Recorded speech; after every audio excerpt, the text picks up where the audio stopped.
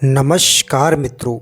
आज की कहानी है 7 भाई अपनी बहन को मार कर खा गए। दोस्तों, यह कहानी बहुत ही रोचक है, तो कृपया चैनल पर बने रहें और चैनल को अवश्य सब्सक्राइब करें। पुराने ज़माने की बात है। एक गांव में एक गरीब परिवार रहा करता था। उसमें 7 लड़के और एक लड़की थी। माता पिता जल्द ही गुजर गए तो बच्चों ने भी जल्दी ही व्यवहारिक काम सीख लिया था। शुरू में सबको गुजारा चलाने में काफ़ी परेशानी आई, लेकिन समय के चलते सब कुछ आसान होने लगा था। उस समय समाज के पुरुषों का काम जंगली जानवरों का शिकार करना और औरतों का काम सिर्फ घर के कामकाज करना और बच्चों को संभालना होता था। 7 भाई और एक बहन बड़े प्रेम से मिलजुल कर रहते थे। दिन निकलते ही सातों शिकार के लिए निकल जाते और बहन सबके लिए खाना पकाती थी और घर के कामकाज किया करती थी। भाई जब जंगल से वापस आते तो साथ में बड़े बड़े जानवर, पक्षी आदि को मार कर लाते। बहन उसके मांस को बड़े चाव से पकाती और सब भोजन करके तृप्ति का अनुभव किया करते थे। ऐसे ही दिन गुजरने लगे। एक दिन की बात है, 7 भाई जंगल को गए थे। शाम होने चली थी। बहन सबके लिए खाना बना रही थी। जब वह सब्जी के लिए हरी साग काट रही थी तो चाकू की तेज धार से उसकी एक उंगली कट गई। कटी उंगली से खून की धार बहुत तेज बहने लगी। उसने सोचा, यदि भाइयों ने देखा तो वे बड़े दुखी हो जाएंगे। मुझे उन्हें यह बात नहीं बतानी चाहिए। उसने बहते हुए खून को अपने ओढ़नी से पोंछना चाहा, किंतु लगा कि उसके भाई देख लेंगे। फिर उसने दीवार पर पोंछना चाहा, फिर लगा यहाँ तो और अच्छी तरह से दिखाई देगा। वह बेचैन होकर इधर उधर घूमने लगी। कोई ऐसी जगह नहीं मिली जहाँ उसका बहता खून भाइयों की दृष्टि से बच सके। अंत में कोई उपाय न देखकर उसने उसी साग से वह खून पोंछ लिया जिसकी वह सब्जियां बनाने जा रही थी। शाम को भाई जंगल से वापस आए। बहन ने खाना परोसा। आज सातों भाइयों को साग बहुत ही ज़्यादा स्वादिष्ट लगा। सातों अपनी उंगलियां चाटते रह गए। बहन की पाक कला की तारीफ की। अपनी तारीफ सुनकर बहन भी खुशी से फूली नहीं समाई। दिन भर के थके होने के कारण सातों भाई जल्द ही सो गए। अगली सुबह रोज की तरह खा पी कर सातों भाई जंगल की ओर निकल पड़े। जब शिकार तलाशते तलाशते थक गए, सभी एक पेड़ की छांव में बैठकर आराम करने लगे। बातों ही बातों में रात के भोजन में बहन के द्वारा बनाई गई साग की चर्चा होने लगी थी।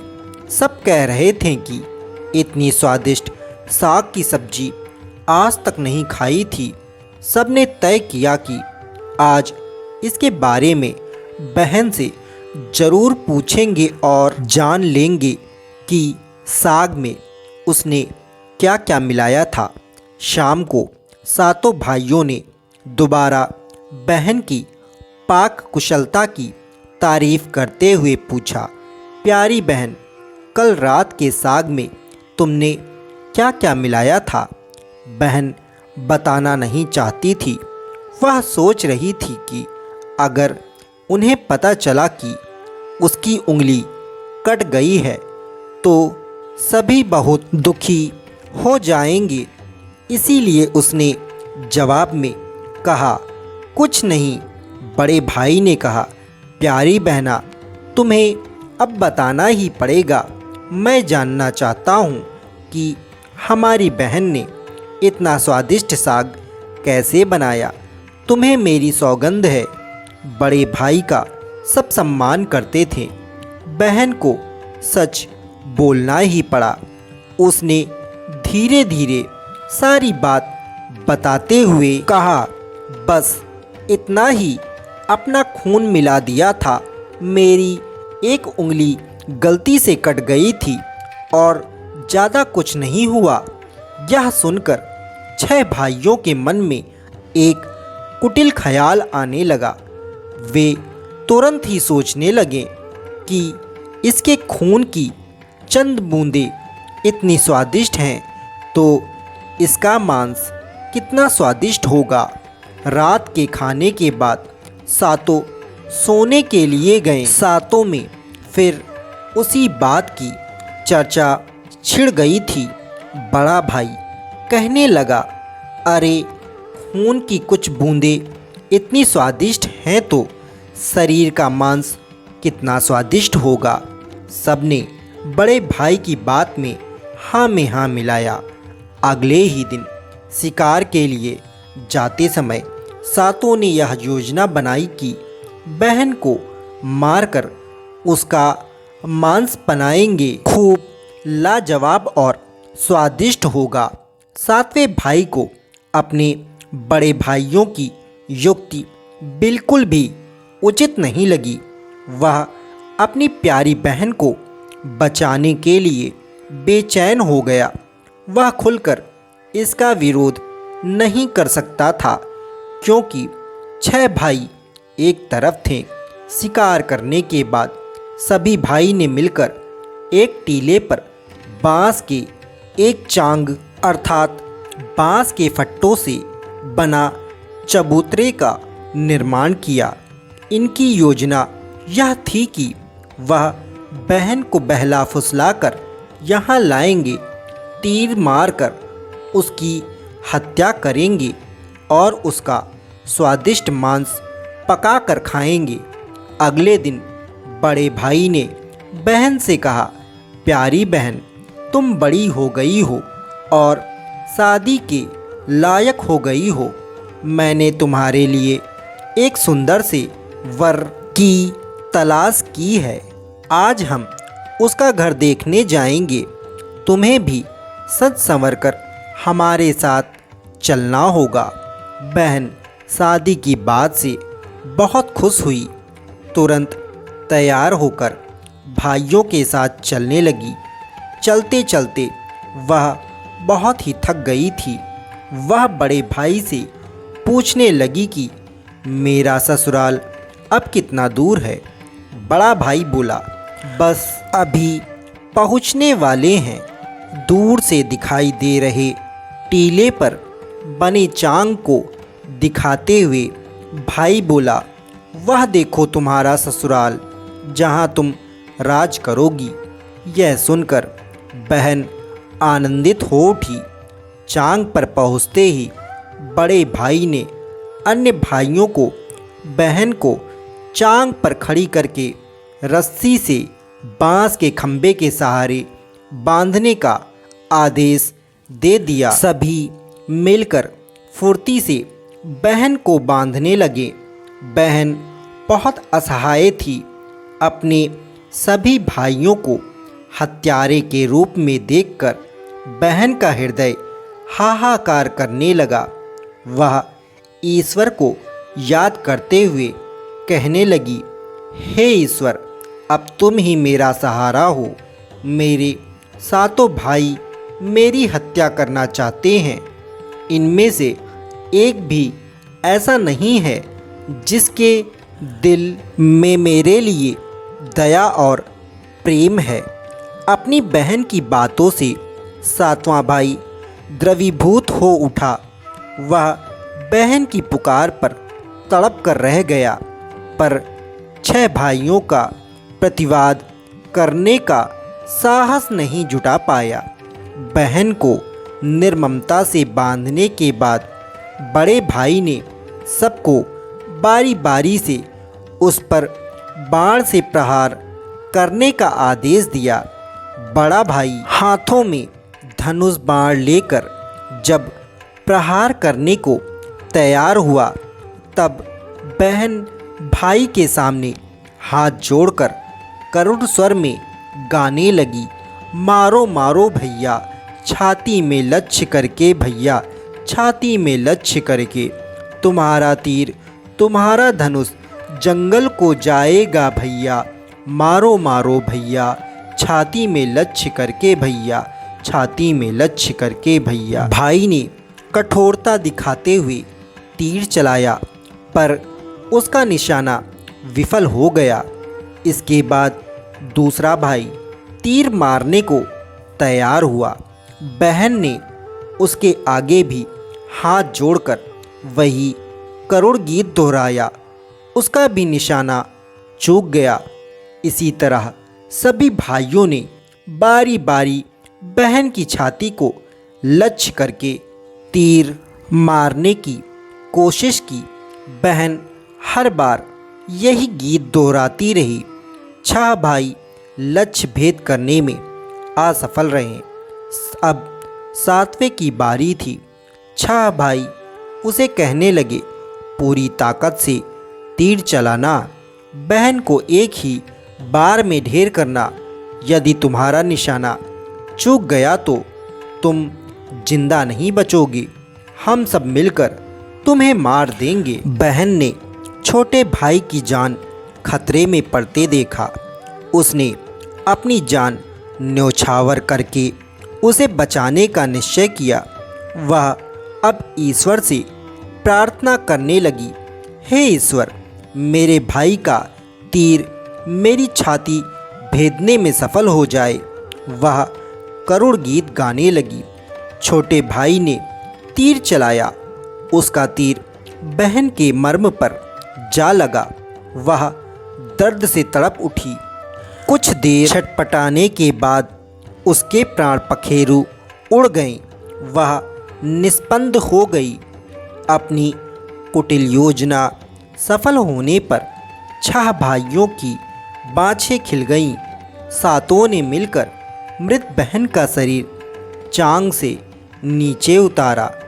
6 भाइयों ने मिलकर बहन के शरीर की बोटी बोटी काट डाली।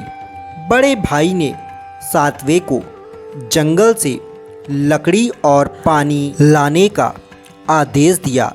छोटा भाई पानी और लकड़ियों के साथ साथ कुछ मछली और केकड़े ले आया। वह अंदर अंदर बहुत ही ज़्यादा द्रवित और व्यथित था। उसके भाई बहन का मांस बड़े चाव से पका रहे थे। वह अपनी प्यारी बहन का मांस नहीं खा पाएगा। अगर नहीं खाएगा तो अन्य भाई उसे गाली देंगे। उसने मांस बनाते समय चुपके से अपने साथ लाई मछलियाँ और केकड़े को आग में दे दिया और अपना खाना जुगाड़ किया। चावल और मांस तैयार हो गया। जमीन पर केले के पत्ते बिछाकर उसमें सबके लिए खाना परोसा गया।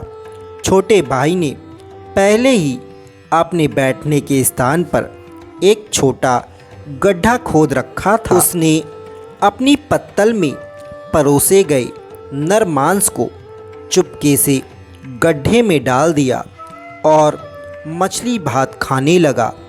अन्य भाई बहन की हड्डियां चबाने लगे। वह केकड़ा चबाने लगा। जब सबने बहन के शरीर के स्वादिष्ट मांस से अपना पेट भर लिया तो बड़े ने 7वें भाई को जूठा साफ करने को कहा। उसने बहन की बची खुची हड्डियां और शरीर के अन्य भाग जैसे सिर, नाखून, पंजे आदि सभी इकट्ठा करके उसी गड्ढे में डाल दिया और मिट्टी से ढक दिया। कुछ समय बाद उस स्थान पर बांस का एक पौधा उग आया। धीरे धीरे वहाँ बाँसों का झुरमुट सा बन गया। एक बार कहीं से एक संत आए और उसी बाँस की झुरमुट तले छुपकर मल त्याग करने लगे। उसी समय आकाशवाणी हुई, संत दुर्गंध आ रही है, संत दुर्गंध आ रही है। बार बार यह आकाशवाणी सुनाई देने लगी तो संत ने झटपट उस स्थान को साफ किया।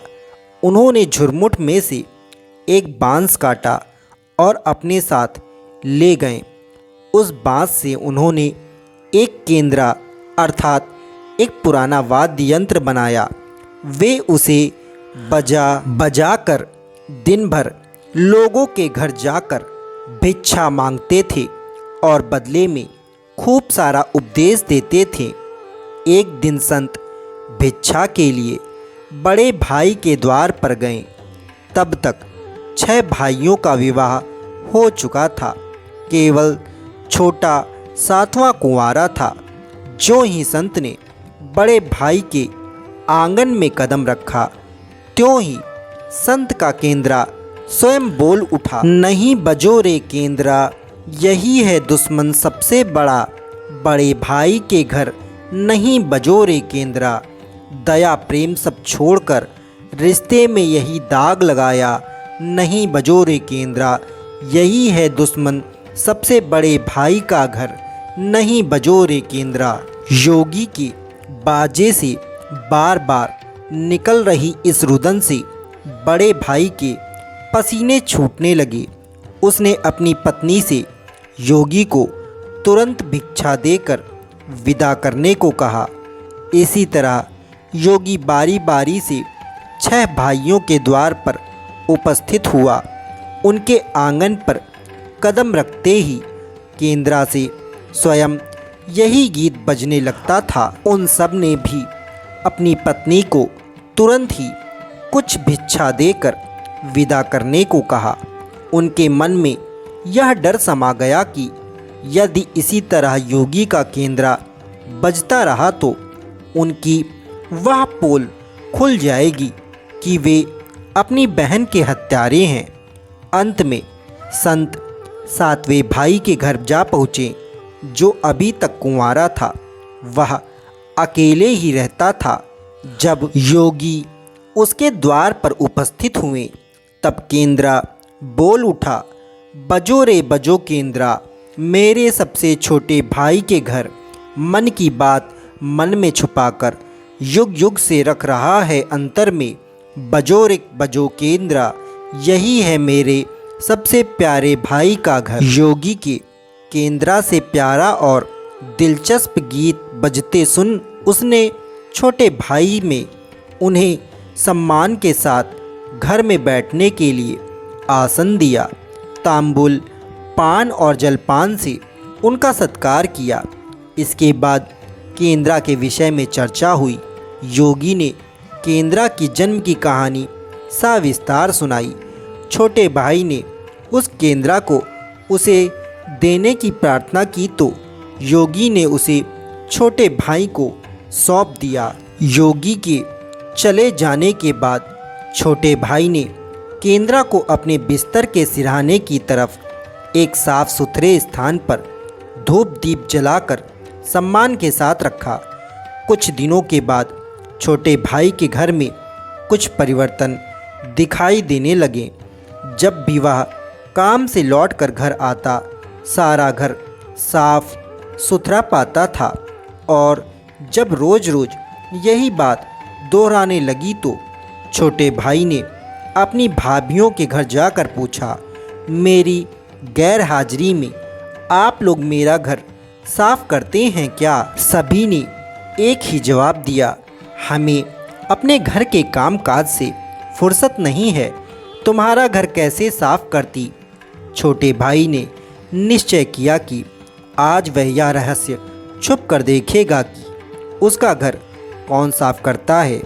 वह घर के कोने में ही छुप गया। घर सुनसान होते ही स्थापित केंद्रा से उसकी बहन की शक्ल की एक लड़की निकली। घर का सारा काम काज किया और फिर उस केंद्रा में वह फिर से समा गई। अब छोटे भाई ने यह बात अपनी सबसे बड़ी भाभी को बताई। बड़ी भाभी ने उसे समझाया, जो ही अब लड़की केंद्रा से बाहर निकलेगी तुम केंद्रा को आग के हवाले कर देना, फिर उस पर तुलसी का जल छिड़क देना, फिर देखना क्या होता है। छोटे भाई ने बड़ी भाभी के कहे मुताबिक काम किया। उसने लड़की के निकलते ही केंद्रा को आग में डाल दिया और लड़की पर पवित्र तुलसी जल का छिड़काव किया।